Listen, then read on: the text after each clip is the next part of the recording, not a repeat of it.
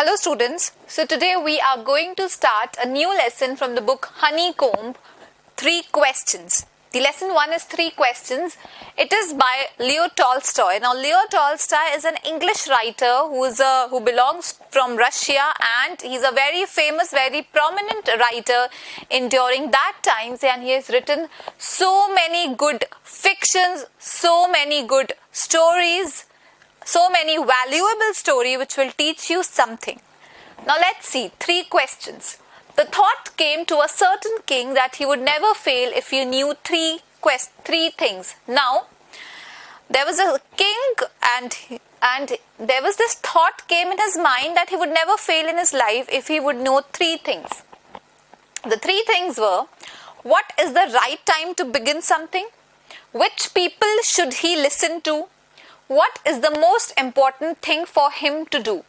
Now, these are the 3 things he wanted to know, that what is the right time to begin something new, which people he should listen, and what is the most important thing for him to do.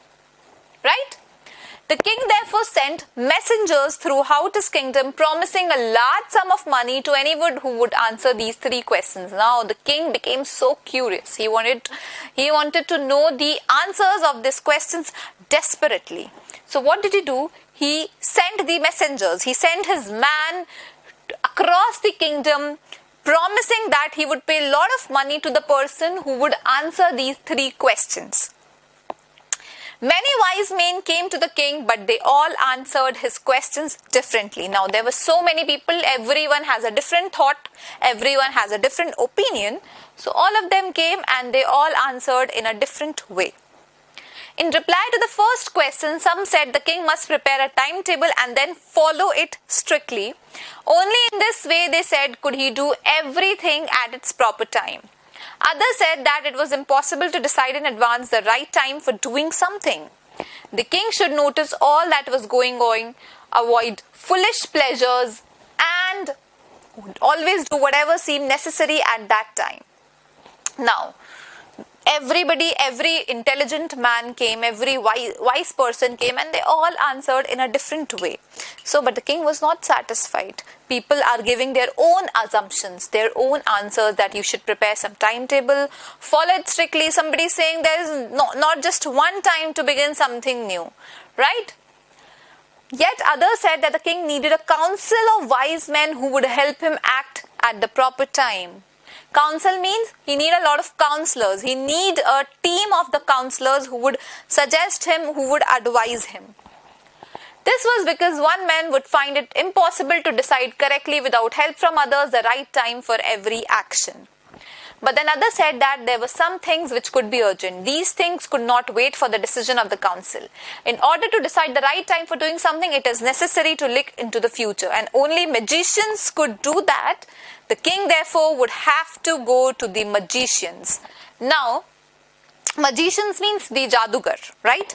So, there were a lot of people have given their lot of opinion, lot of assumptions. They are saying that, if you want to know a correct time to start something, you should look into the future, and only a lot of magicians are in the kingdom. You should go there, you should travel the time in the future and see what is the correct time to begin something. In their answers to the second question, some said the people most necessary to the kingdom were his counselors. Others said the priest. Now, the second question was, who should he listen to?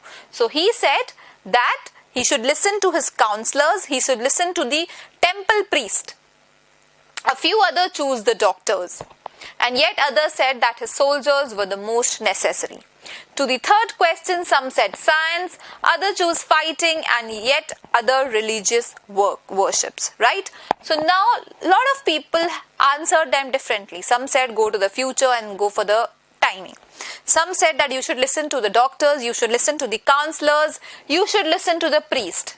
Some said that for the third question, they said that go for the science, choose fighting, go for other religious worship, right? Now, as the answers to his questions were so different, the king was not satisfied and gave no reward.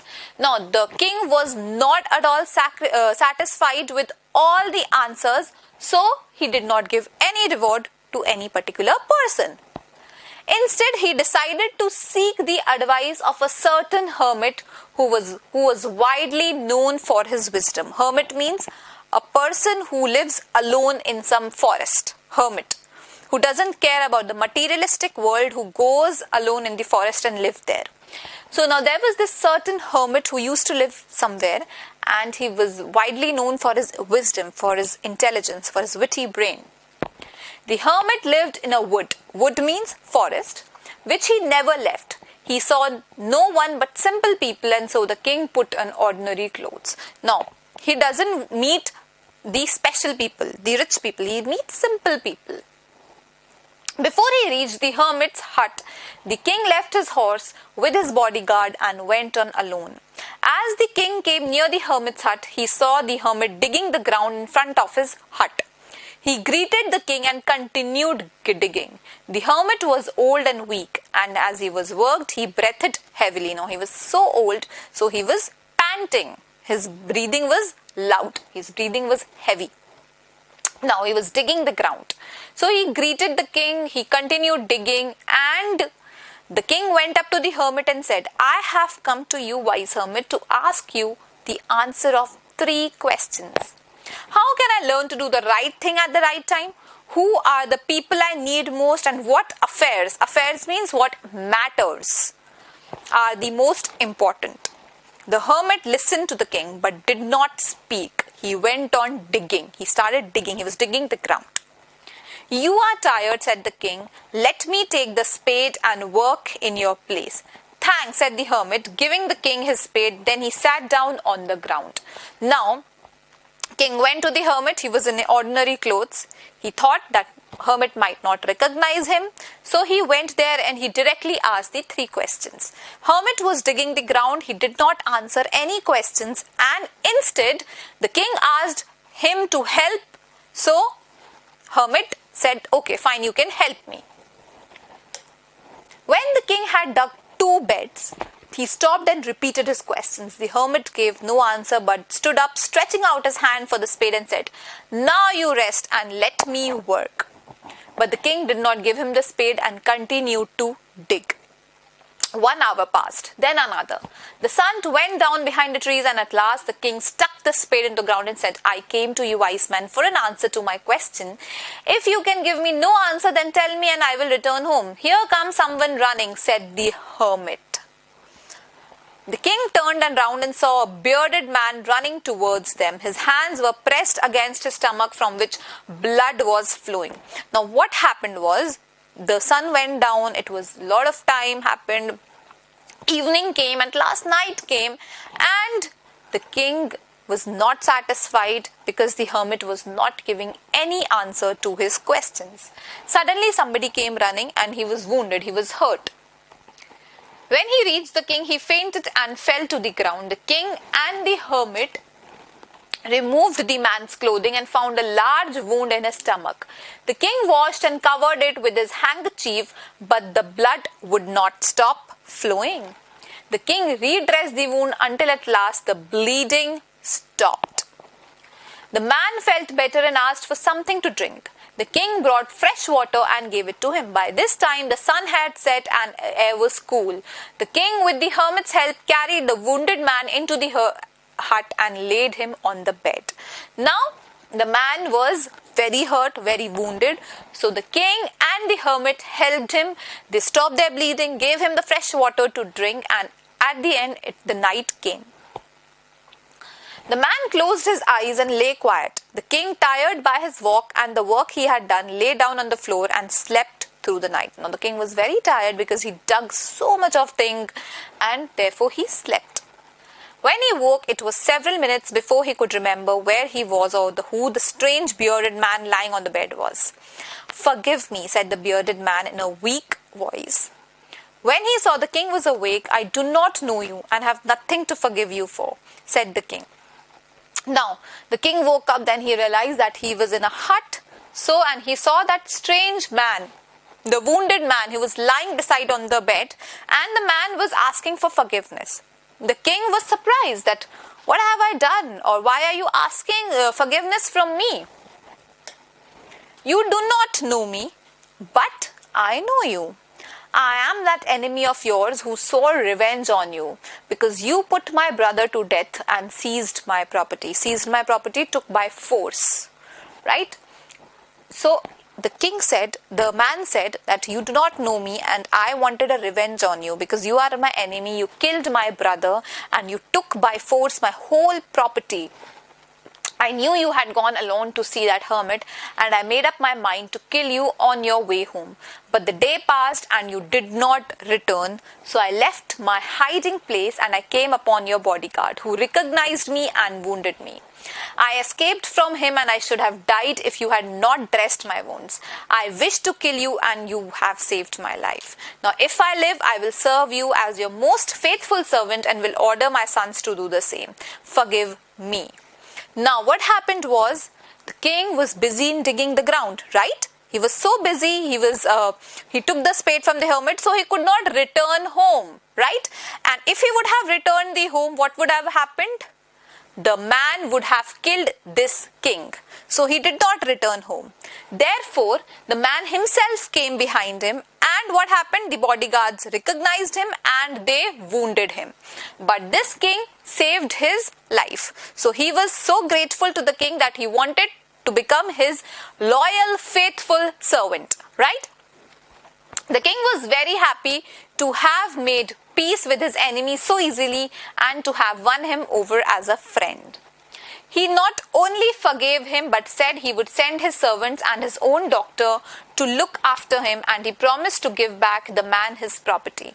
Now the king was so happy that finally he had got a friend over his enemy and he promised to give him his property back. Leaving the wounded man, the king went out of the hut and looked around for the hermit. Before going away, he wished once more to get answers to his questions. The hermit was on his knees, sowing seeds in the beds that had been dug the day before. The king went up to the hermit and said, "For the last time, I beg you to answer my questions, wise man." Now, he still didn't get any answer. He again asked that, "Please give me my answers." "You have already been answered," said the hermit, still bending down to the ground and looking up at the king as he stood before him. "How have I been answered? What do you mean?" "Do you not see," replied the hermit, "if you had not pitied my weakness, if you have not felt bad for my weakness yesterday and had not dug these beds for me, you would have gone away. Then that man would have attacked you and you would have wished you had stayed with me. So the most important time was when you were digging the beds and I was the most important man, and to do me was good was your most important business." Now he answered all the three questions in that one particular incident which happened with the king. Was that the time was that he was digging the bed. That was the most crucial time. Second was that he was digging for that hermit, right? And the third was that he was doing something good. He was doing a good work. That was the most important affair he was doing it. Afterwards, when the man ran to us, the most important time was when you were caring for him, because if you had not dressed his wounds, he would have died without having made peace with you. So he was the most important man, and what you did for him was your most important business. So, the three questions he answered. First, the most important time was when he was digging something. The most important person was when he helped that particular enemy of him. And the third was the most important business, the affair he did was that he helped that man. Remember then, there is only one time that is most important, and that time is now. Now means the present time. It is the most important time because it is the only time we have any power to act. So the most important time is the present time, where you have all the powers, where you are free from everything and you can really act. You can really put in action. The most necessary person is the person you are with at a particular moment, for no one knows what will happen in the future and whether we will meet anyone else. Now, the second question is, who's the most important person? Who are you, the people who are you in the present time, right? So the most important time is the present time. And the most important people are who are still with you during this present time, and you just never know about the future, whether they will live with you or not. You just know that they are with the present time. The most important business is to do the person good, because we were sent into this world for that purpose alone. And the most important work, the affairs you have to look is to do good deed with the people, to good work with the people, right? And for that purpose, we are here on this earth to serve the mankind, right? So this is a story about to serve the mankind, to help people who are with you in the present, to live in the present moment. Do not think about the future. Live in the present moment, act wisely, help people, care about the people who are still with you in this present time. I hope you like this story. Learn from something from this story. Thank you so much.